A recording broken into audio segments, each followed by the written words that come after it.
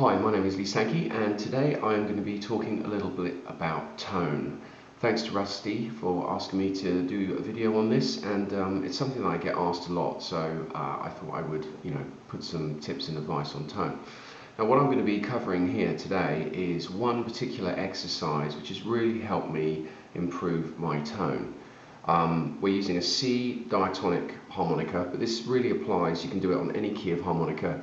You can do it on a chromatic harmonica, and it doesn't matter if you tongue block or lip block or do a bit of both. It's just a great exercise to do on the harmonica to help improve your sound. Before I get into that, I just want to cover a couple of important conceptual points about tone on the harmonica. Now, the first one relates to playing amplified.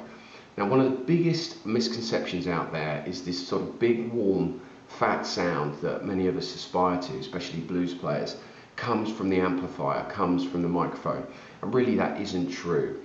Players who sound great amplified sound great because they have great acoustic tones. If we think about Little Walter, Big Walter Horton, Kim Wilson, Dennis Grungling, any of these guys, they sound great amplified because they have great acoustic tones. The amp just makes you louder. And it's a myth to think that it's just because you've got to have this amp or that amp. If you're a professional touring musician, you'll often fly into a festival or a venue and you have to use gear you've never even seen before. And the reason why Kim Wilson sounds brilliant wherever he goes is because he has a great acoustic tone. So all these kind of sounds, I'm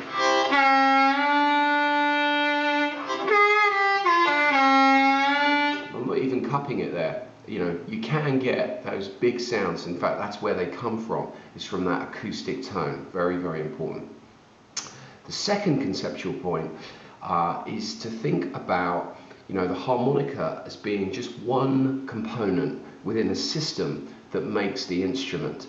So, your hands are part of that instrument, your mouth, throat, your body, creativity, spirituality, etc. All these things come together to make the instrument as a whole, and the harmonica is only one component to do with that. It's very important when thinking about tone. So what's this exercise?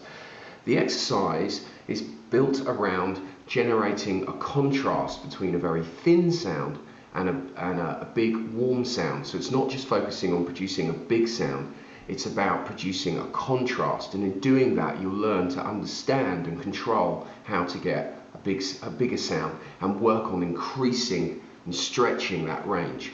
So where you want to start with is producing a thin note, and this here will do the draw two. Doesn't matter if you lip block or tongue block, and think about the focus of that note being right on the lips, almost like a thin aperture. So get a clean note which sound like this.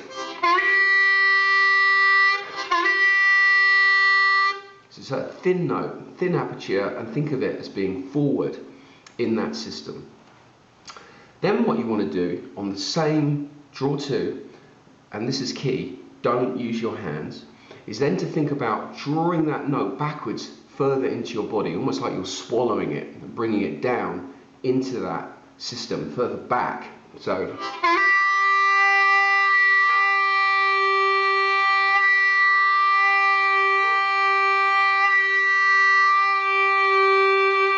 and you can work on putting vibrato, etc. But the point is to go from thin to big and work on almost stretching that line that the note is traveling forwards. Very thin, focused aperture through to opening the mouth cavity, the throat, and bringing, almost swallowing that note backwards. A great analogy that I use, that I've seen popping up on a few videos, which is great, is to think about the kind of air that's involved. Now, if I have a feather on my hand here that I wanted to sort of blow away, I would go. Whereas if I have a window or a pane of glass that I wanted to steam up, I would go. And it's that hot air that you want to get when you're going for a bigger sound. So it's all about bigger mouth cavity, lowering the jaw, bigger throat, bigger chest. There's a lot of information about that on YouTube with the harmonica. But this analogy of thinking about steaming up a window and reversing that is a good way of thinking about the physical position that you need to get into to get these bigger sounds. The next thing is to think about doing that on all the holes of the harmonica and on different harmonicas. Again, it doesn't matter if you tongue block or lip block, it's just a great exercise. So think about, playing an A harmonica is very different to playing an F harmonica or an E harmonica. And you really need to tune in to the characteristics of each reed. Each reed has its own character, and those characters change on different keys of harmonica. And you need to tune in and connect with the best way to optimize the response you're getting from that reed. And this exercise is brilliant for doing that. So you can really think about holding that note for a long time and connecting and understand with how that reed responds to tonal changes and air changes. So rather than playing fast and lots of quick notes, really think about getting that.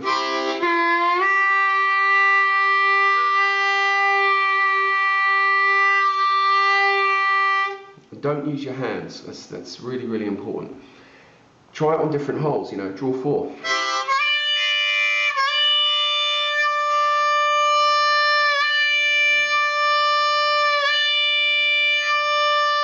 So it's not just focusing on a big sound, it's thin to big, and think about that note travelling through a very thin aperture and then backwards down into your body and trying it on all the different holes. Draw 5, really tricky note to get sounding good and sweet. So this is a really great exercise for that, and I hope you found this video useful. Thank you.